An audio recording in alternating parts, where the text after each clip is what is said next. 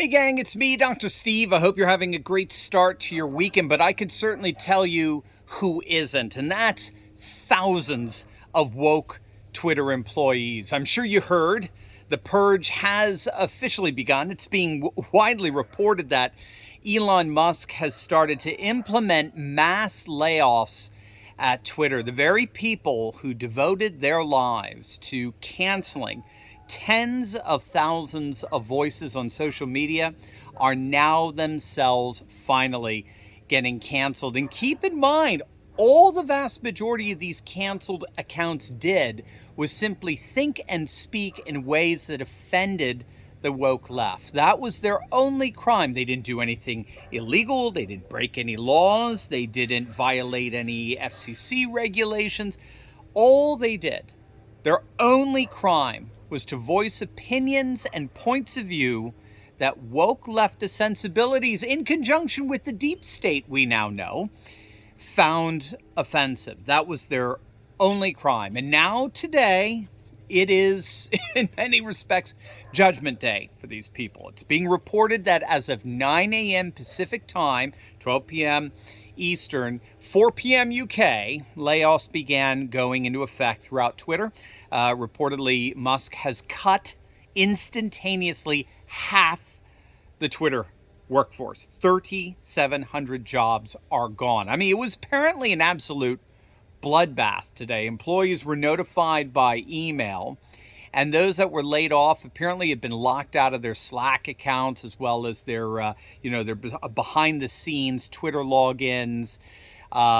Their staff badges for entry into Twitter facilities have been suspended. In fact, it's actually being reported that Twitter facilities, both in the States and in the UK, are closed today in view of these mass layoffs. The Post-Millennial is reporting that among the victims, as it were, was the entire curation team. The curation team was responsible for highlighting trending topics, which for me, they were always skewed to the left. I remember disabling the trending tab because it was just so ridiculously annoying and woke. But already there are concerns that without the curation team, Twitter no longer has the ability to, quote, counter misinformation. That was reported in Newsbreak in terms of one of the concerns.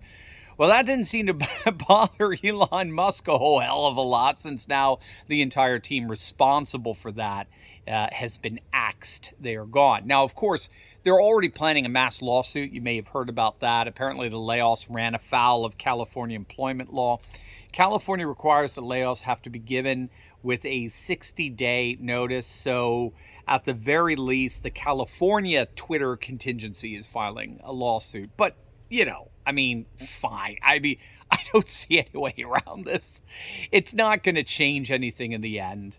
Musk owns Twitter, and if he wants these woke warriors gone, they're gone. And there's nothing anyone could do about it. There's just no way around it. Now, as I understand it, these layoffs are temporary, at least in terms of the numbers. Over the next 3 years, I've read that Musk anticipates making thousands of new hires, swelling the ranks to as high as possibly 11,000 employees, up from the 7,500 as before today. That was according to Fortune magazine. And it doesn't seem like he's going to have any trouble doing that because, again, as reported by Fortune, job interest in Twitter is through the roof. They're actually getting more applicants than they've ever seen in the history of their company. Applications are up apparently 250%. And of course, we can presume, given that these applications started coming in shortly after it was announced that Musk was preparing to buy out Twitter, we can safely assume that these applicants are more of the techno-libertarian bent, shall we say, and certainly far more conservative than the current pool of woke leftists that have infested Twitter over the last decade. Now, here's the irony in all of this. This is crazy. You may have heard about Elon Musk's tweet that went out today announcing that Twitter had a massive drop in revenue due to what he called activist groups pressuring advertisers to boycott Twitter. So, of course, these are far left agitators trying to hurt Twitter financially. But if you think about that for literally just 5 seconds, If they're successful, if Twitter loses, say, half their revenue, then what percentage of their workforce would they have to let go in order to compensate for that? You leftists do realize that mass layoffs inevitably follow drops in revenue, don't you? So you literally have woke activist leftists costing their fellow woke Twitter leftists their jobs. But in the end, it's an amazing sight to see. One of the most odious aspects of cancel culture is the way it continued to perpetuate the myth that big tech and big media are the exclusive gatekeepers of knowledge and information. And whatever claims are made that contradict that gate-kept knowledge are by definition labeled disinformation, and then they are effectively deleted. And what big tech and big media have to come to terms with is, while that was certainly once true, they most certainly did have a monopoly over what was considered truth and reliable information. They have to understand that those days are now officially over. Big media, big tech are no longer the gatekeepers of information.